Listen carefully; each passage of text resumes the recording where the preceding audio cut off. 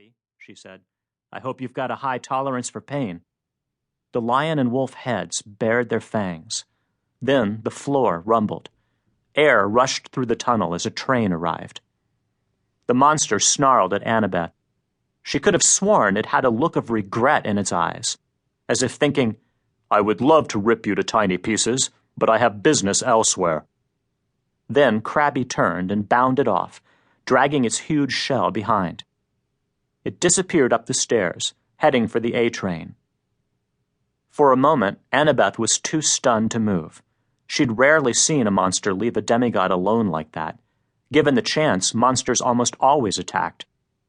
If this two-headed hermit crab had something more important to do than kill her, Annabeth wanted to know what it was. She couldn't just let the monster go, pursuing its nefarious plans and riding public transportation for free.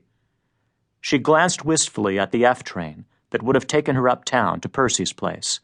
Then she ran up the stairs after the monster. Annabeth jumped on board just as the doors were closing. The train pulled away from the platform and plunged into darkness. Overhead lights flickered. Commuters rocked back and forth. Every seat was filled. A dozen more passengers stood, swaying as they clung to the handrails and poles.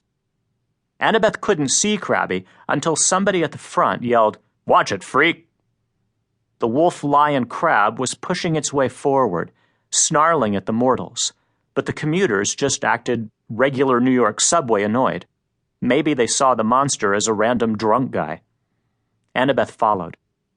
As Crabby pried open the doors to the next car and clambered through, Annabeth noticed its shell was glowing faintly. Had it been doing that before?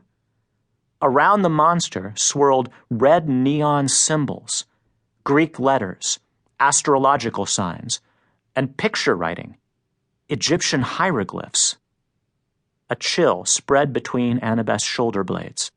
She remembered something Percy had told her a few weeks ago, about an encounter he'd had that seemed so impossible she'd assumed he was joking.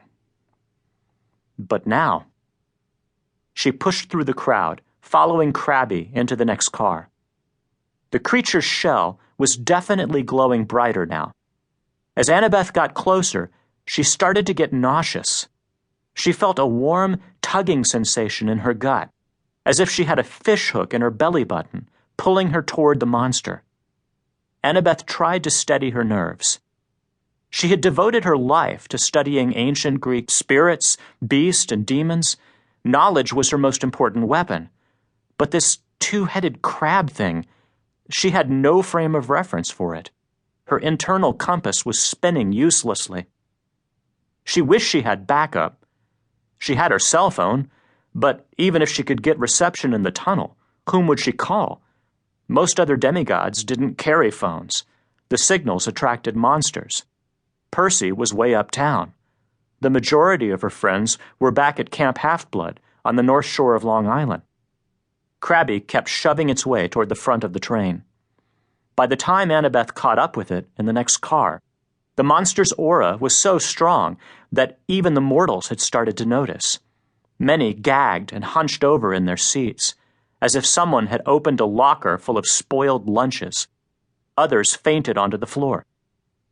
Annabeth felt so queasy she wanted to retreat, but the fishhook sensation kept tugging at her navel, reeling her toward the monster. The train rattled into the Fulton Street station. As soon as the doors opened, every commuter who was still conscious stumbled out. Crabby's wolf head snapped at one lady, catching her purse in its teeth as she tried to flee. "Hey!" Annabeth yelled. The monster let the woman go. Both sets of eyes fixed on Annabeth, as if thinking, "Do you have a death wish?" Then it threw back its heads and roared in harmony.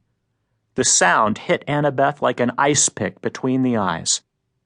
The windows of the train shattered. Mortals who had passed out were startled back to consciousness. Some managed to crawl out the doors. Others tumbled through broken windows.